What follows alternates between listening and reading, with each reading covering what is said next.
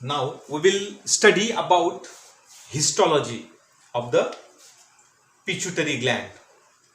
This one is the hypothalamus.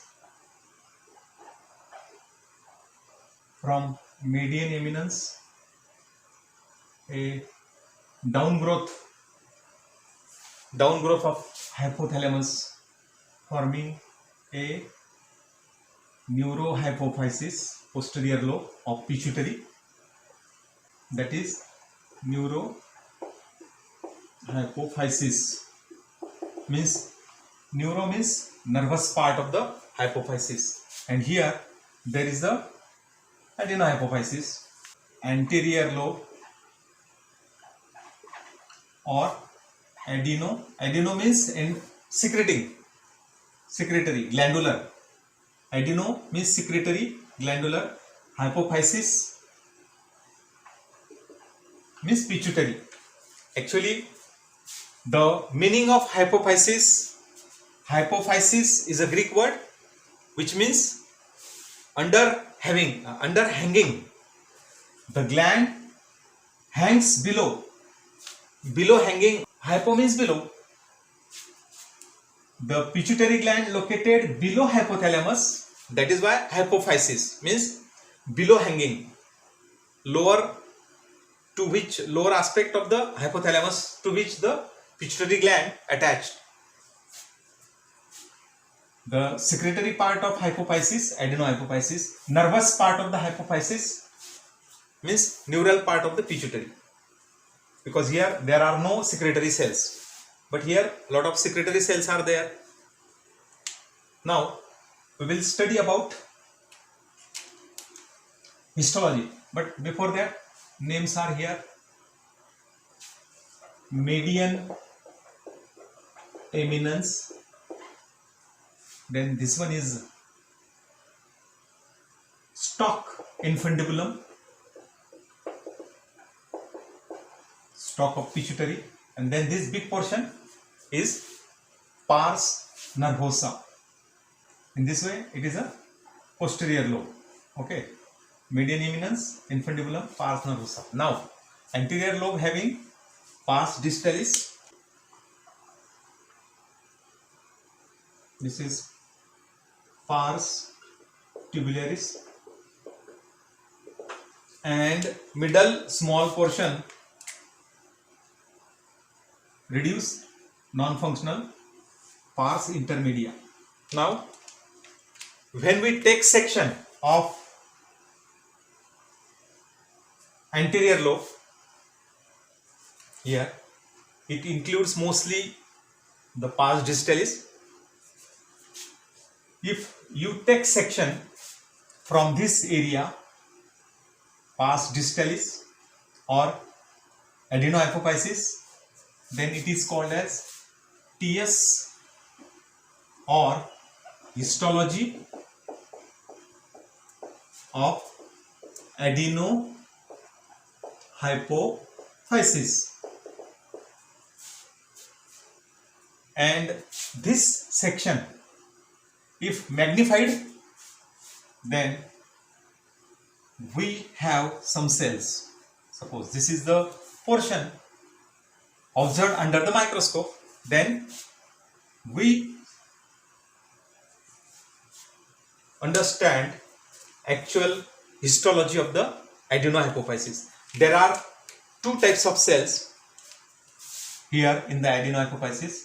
First type of cell, chromophores.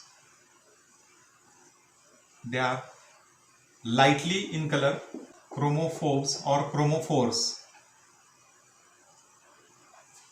Chromo for color and phobes means hitting. They have no affinity with colors. They not taking, their cytoplasm not taking color. Actually granules in the cytoplasm taking color. They have no granules. That is why they not taking color. Means stain like eosin, etc. Hematoxylin. Okay. Chromatophores, light in color, then non-granular, they have no granules.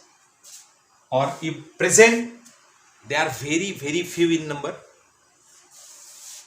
and they have no direct role in secretion of any type of hormones, but sometimes they are considered as stem cells from which the other cells are developed, but it is probable condition, not confirmed. Okay, then another cells which are there, two types of cells are there: acidophils, big cells, somewhat functional, means acidic stain or dye or color. Phils means affinity or love, they have affinity with acidic stains like eosin. And another type of cells are called basophils. Acidophils and basophils both are chromophils, means basic two types. First type is chromophores and second type is chromophils. Chromophores light in color, non-granular and considered as stem cells. But chromophils, chromo for color, phil means affinity or love, means they take color. They not taking color, stain, dye, but they take color or stain or dye easily. That is why chromophils means stain loving cells.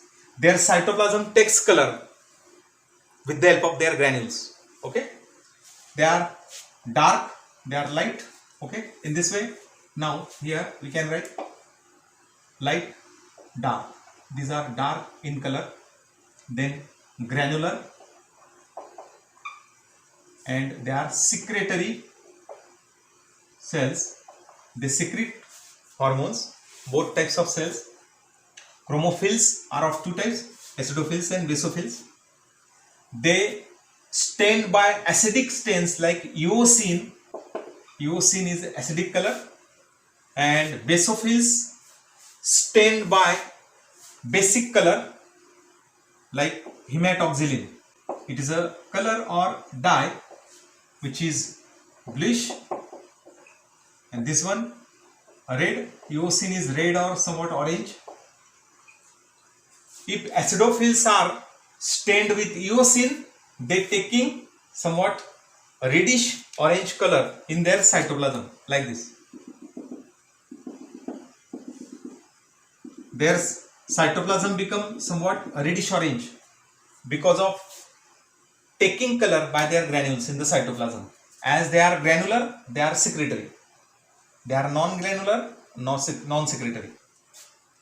Now, basophils stained by hematoxylin, which is bluish in color, and that is why the color absorbed by the cytoplasm, means actually by granules, and that is why they appear somewhat bluish in color. Okay, in this way, chromophores and chromophils are two types of main cells of adenohypophysis, and chromophils have acidophils and basophils. Both are the secretory, they are non-secretory. Okay, but along with these two types of cells, there is a connective tissue. A reticular connective tissue is there. This one is the connective tissue present around the cells, and then these secretory cells and non-secretory cells, there is a connective tissue, and then blood sinusoids, blood spaces, blood vessels are there, large blood vessels containing blood called blood sinusoids. Okay, these are the blood sinusoids. In this way, now three structures are there in adenohypophysis. First, cells, epithelial cells either secretory or non-secretory. Non-secretory chromophores, secretory chromophils. Okay, then a connective tissue, and connective tissue have some sinusoids in between, but the number of blood sinusoids or blood vessels is very high. That is why we can say that the adenohypophysis is highly vascular as compared to neurohypophysis. Okay, both have blood vessels, but more here, somewhat lesser here. That is why adenohypophysis is larger anterior lobe derived from Rathek's pouch. These are the epithelial cells developed during the embryonic development at roof of mouth cavity or buccal cavity and pharynx. They separate and forming a pouch mass of cells called Rathek's pouch, and this pouch later on during embryonic development attaches to anterior side of neurohypophysis. Hence neurohypophysis become posterior and Rathek's pouch, which is epithelial origin, attach here as a anterior lobe. Now anterior lobe have secretory and non-secretory cells, epithelial cells, chromophils, around which there is a connective tissue and large number of blood vessels called blood sinusoids. Okay, this is about the TS or histology of adenohypophysis enlarged into this diagram. Okay, now here the TS, transverse section or histology of neurohypophysis, posterior lobe. When we enlarge this here in pars nervosa or neurohypophysis, there are no any type of epithelial secretory cells. There are only nerve cells, nerve tissue called pichucytes, which are non-secretory nervous tissue. Okay, then around which there are connective tissue, then the axons of here, axons are brought. If we take section here, hearing bodies are there. Here this one is cutted and hearing bodies are here, which has hormones of hypothalamus, means hormones of neurosecretory cells of hypothalamus. These are the hearing bodies. Then some cutted views of sections of axons, because when axon is elongated, it is cut down, then a somewhat circular structure is there, but these axons are non-myelinated, no myelin sheaths are there, no covering, fatty covering around the axons. These are the naked axons, non-myelinated, non-medullated axons, bringing the hormones of supraoptic and paraventricular nuclei here into the pars nervosa. Okay, now some blood sinusoids, blood vessels are there. In this way, pichucytes, some hearing bodies, cutted axons and blood vessels are there. In this way, this is the TS or histology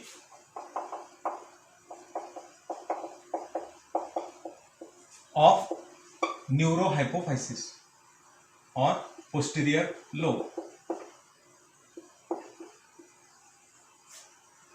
This is the transverse section of posterior lobe having pichucytes, hearing bodies, axons and some connective tissue, blood vessels. On the other hand, TS transverse section of or histology of adenohypophysis have epithelial cells, chromophores, chromophils. Chromophils have two types, acidophils, basophils. Then around the cells there is a connective tissue like this. Connective tissue is there, reticulate connective tissue, and then many blood sinusoids. Okay, in this way we learn the histological details of adenohypophysis and neurohypophysis in these two figures. Okay, in